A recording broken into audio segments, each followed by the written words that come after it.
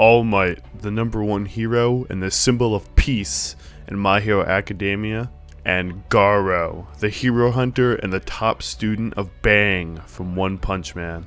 I haven't really done a video in a while, and this idea kind of popped into mind a couple days ago or a while back, and so I decided to do some research, see who would actually win between these two, since Garou hunts heroes, and obviously All Might is probably one of the most famous anime superheroes. So yeah, so today we're going to be going into All Might versus Garou. I hope you enjoy. Alright, we'll be starting with All Might, since his scaling is it's more just like straightforward. We just have like straight up feats we can refer to. But with Garou, it's more of we have to like do some inverse scaling and comparisons. So the best and most accurate way I've seen to scale injured All Might is through a Detroit smash, to where, as you can see, the skies are clearly clear, no pun intended, and there's no storms anywhere to be seen. But after All Might uses his Detroit smash, he manages to either create or pull in a massive storm, which has been calced from anywhere to small city to large mountain levels of strength required to pull off that feat. And with the large mountain level, Calcs seeming to be more consistent than the small city, as the small city seems to be more of a low ball. And yeah, and that's just blatant, so it's not really like debatable, like that's just the Calc. So that's his just raw strength, and his durability should scale to his raw strength, and we don't have any reason to believe he's weaker than the bunches you can output. So moving on to his speed. The best speed feat I could find for injured All Might is this very casual speed feat, where he's at the top of this staircase and he blitzes down past some villains, and without them being able to react, he just moves so fast they can't do anything about it. And we know these villains can keep up with Deku, so we can go off just like his kind of reaction speed. The Calc ends up being around Mach 1 at low ball, maybe Mach 2, to Mach 30 in a high ball. And since this is a casual feat, I'm okay with giving Mach 30, as he should be much faster than this, and uncountably noble higher than Mach 30. And so yes, he is he is faster than a bullet. All Might is faster than a bullet, and he shouldn't have any problem dodging that kind of stuff. So that's his kind of speed and power. We got him mountain to mountain, large mountain levels of strength and durability, with probably around anywhere higher than Mach 30 speeds if he's like super duper serious. So moving on to Garou now. We'll be using human Garou in this versus battle, so if you're worried about One Punch Man manga spoilers or anything like that, don't worry. We won't really be going into any of this stuff, as for Garou's strength and speed and all that, we will mostly actually be comparing him to Genos, and all the Genos feats from like season 1 and 2 of the anime. So don't worry about any manga spoilers for Garou. So scaling Garou can be a little bit complicated sometimes, as most of his scaling is comparing him to A or S class heroes. But for this video, we'll mostly just be going over Deep Sea King, Genos, and Tank Top Master. And yes, I know Deep Sea King isn't a hero, but he'll be relevant for Genos scaling and comparing Garou to all those characters. So to begin talking about Garou, we'll start with his martial arts abilities. He's a martial arts master. In his own verse, he's crushed literally tons of dojos, and just gone in and destroyed them. He is a master at the Water Stream Rock Smashing Fist, which is a defensive fighting style that's meant to redirect and deflect an opponent's attack power back at them at 2 times the strength. In multiple fights, he'll adapt to an opponent's fighting style just in the middle of the fight and start to overwhelm them, or if not in the middle of the fight, like directly after, and just know their entire fighting style, as shown with Watchdog Man. And just for a note, Watchdog Man's animalistic fighting style is uniquely adept at fighting like normal human fighting styles.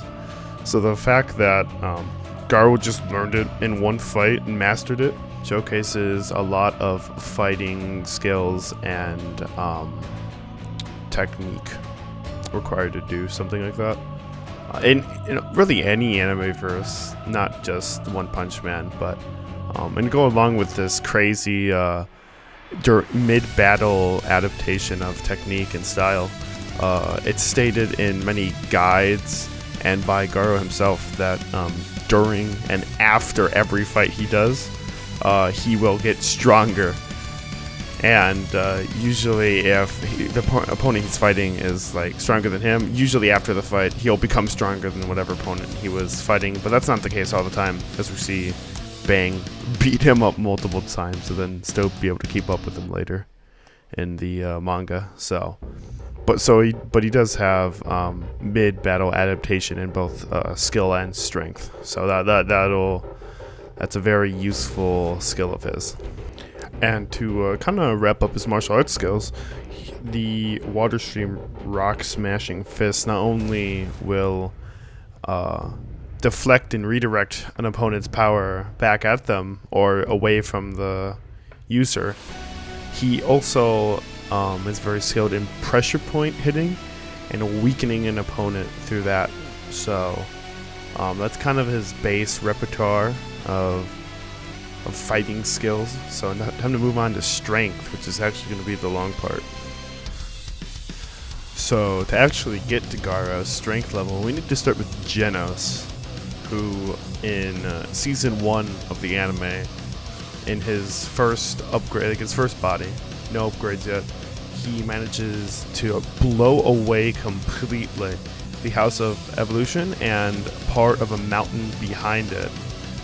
And this feat has been calced from anywhere from like large town to like mountain level, with city level being the most consistent calc I've seen, city to low mountain. And so this early Genos eventually fights someone called Deep Sea King. Okay, so just follow along.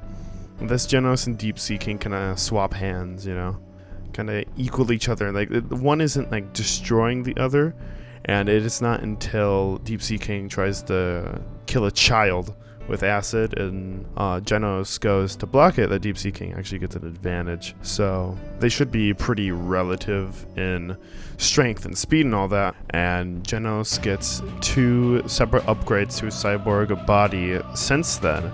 And in a One Punch Man audiobook, this 2 times upgraded Genos literally in 2 punches kills Deep Sea King.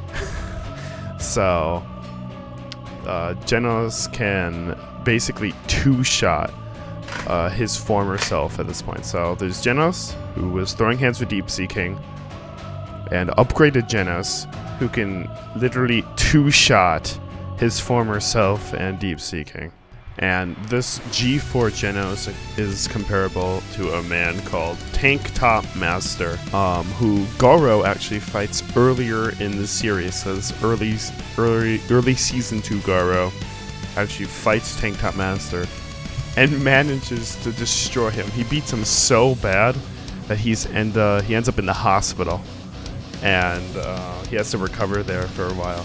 And the reason we have to bring this up is because Garou and Genos actually do end up fighting later in season 2 of the anime, and it actually seems pretty even, as Garou is kind of being pushed a little bit by Genos, but we have to remember, before that fight happens, where Garou fights Genos, Garou is exhausted, poisoned, and then teamed up on by, I believe it was like 6 A-class heroes.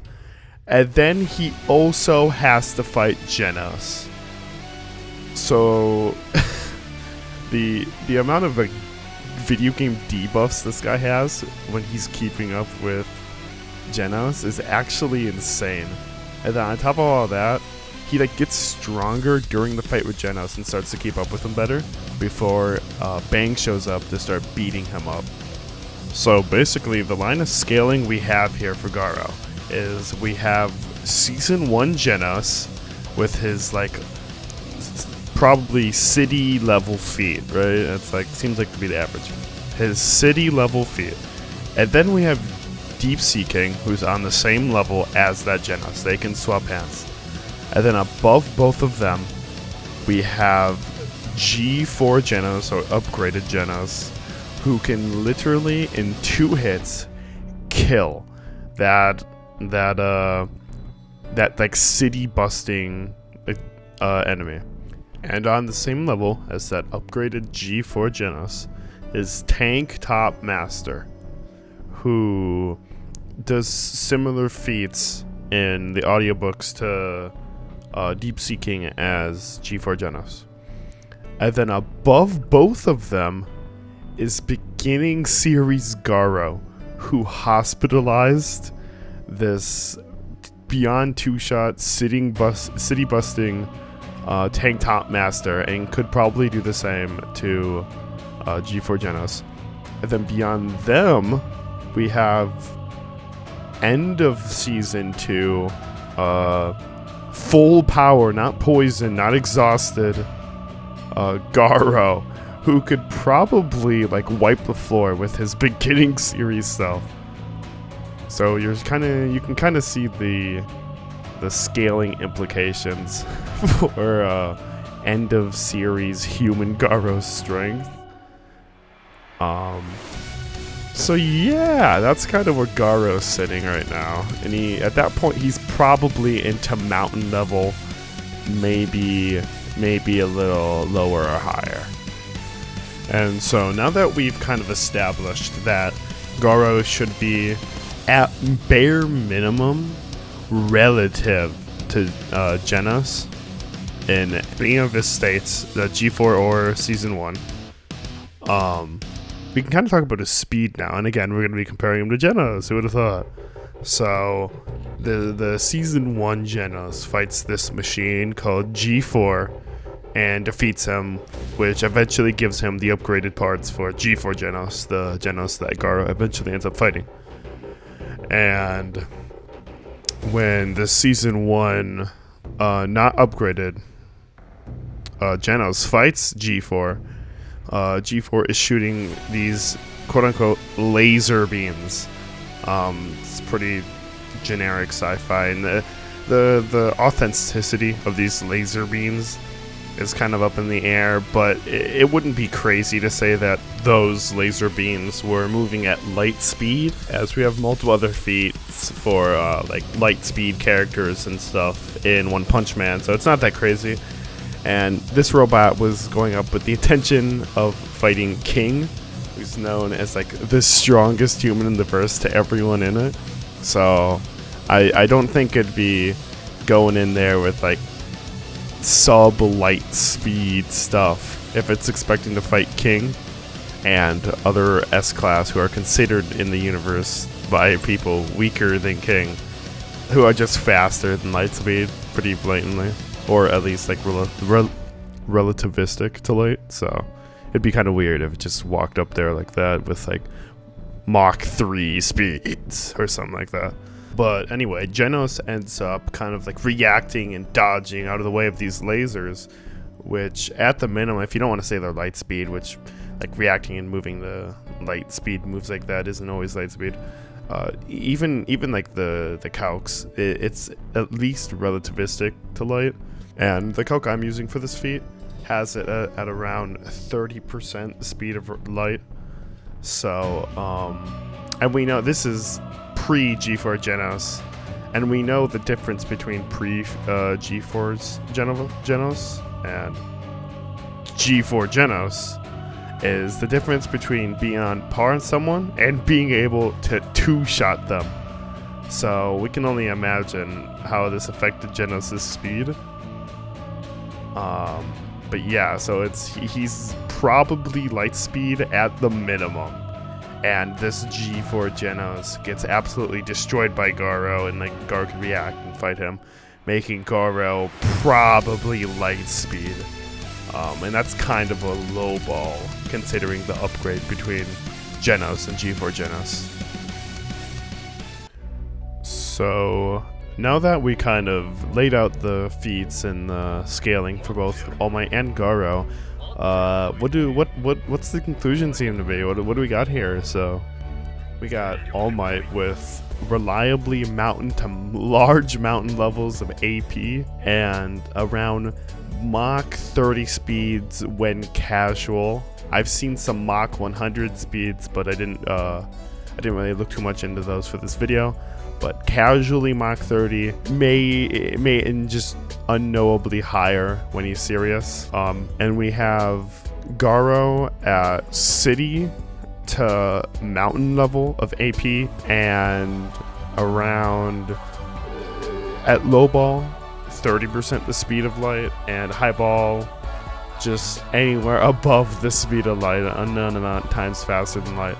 And this kind of paints a gruely picture for All Might, as even if we give it a high ball All Might and a low ball Garou, with high ball All Might being large mountain level and being like Mach 100, let's say, just casually Mach 100, Garou would only be city level, but Garou would still be 8,500 times faster than All Might at only 30% of the speed of light. So combine that with his pressure point techniques he has and his like defensively based fighting style, this matchup was just never going to end up in All Might's favor, as Garou has the speed, he has the skill, and he has the drive to end My Hero Academia's #1 hero. Thank you guys for watching. I put more work than I usually do into making this video, since it's like my first video in like, I think it's like 4 months or something like that. I don't actually remember the full length of time that it's been since I've actually edited and made something, but I've been wanting to make this kind of content for a while, and only recently I've kind of had the free time to do it. So yeah, I hope you guys enjoyed the video. I have a couple other video ideas I might want to do in the future on this kind of content, and maybe a little bit more character analysis stuff as well, but we'll see. So thanks for watching. Have a good day.